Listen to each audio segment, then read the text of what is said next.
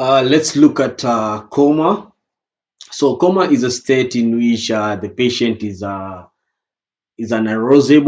and unresponsive to external stimulation. So, in profound coma, brainstem and myostatic reflexes may be present. So, coma notice for the first time is always an emergency, and it is only after the cause is known and implications are understood that it may be treated or otherwise. So the etiology based on infection, the common causes can be malaria, meningitis, and encephalitis. Trauma is another cause. Tumors, cerebrovascular accidents, diseases such as diabetes, epilepsy, liver failure, drugs such as alcohol, methyl alcohol, barbiturates, morphine, and heroin can cause that. Chemicals and poisonings can also cause a coma.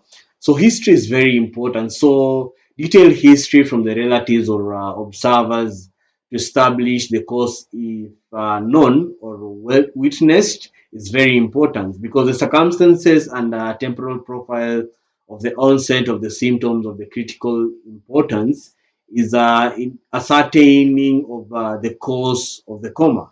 So documentations of use of the drugs and pre-existing diseases is also very important because it helps in how best you can be able to manage the condition. So in examination, we have to secure the patient's airway and determine if the cardiac output is adequate, that is blood pressure and pulse rate.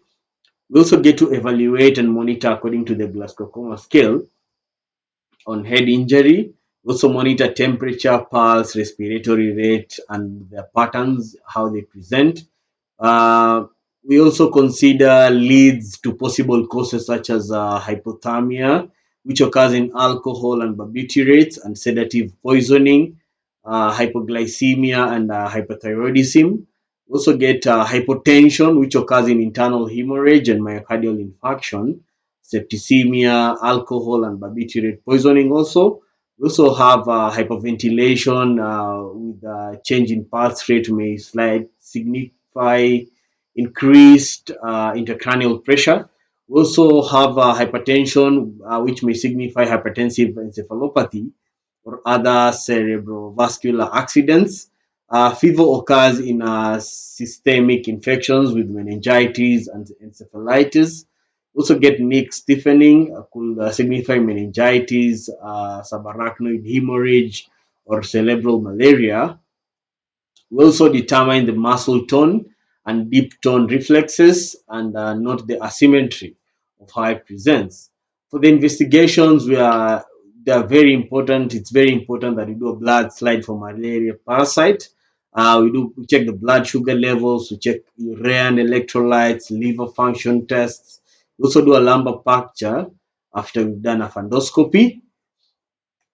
And a CT scan can be important after we've done a skull X-ray if there is any evidence of a trauma case previously.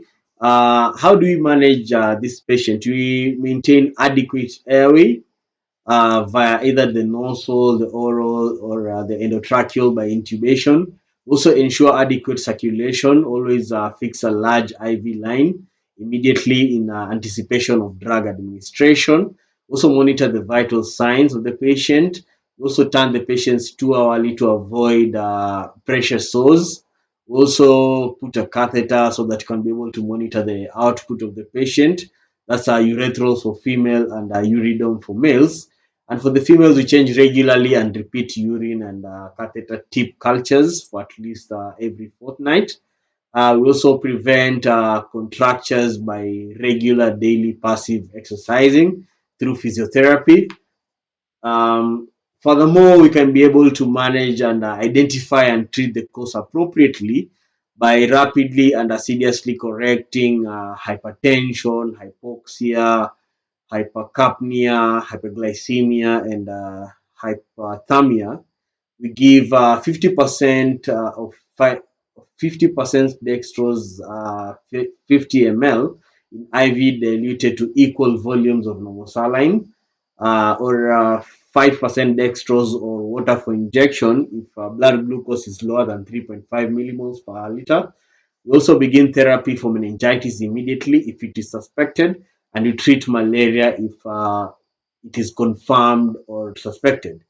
In the endemic regions where malaria is common, we also treat the underlying cause when we are already identified.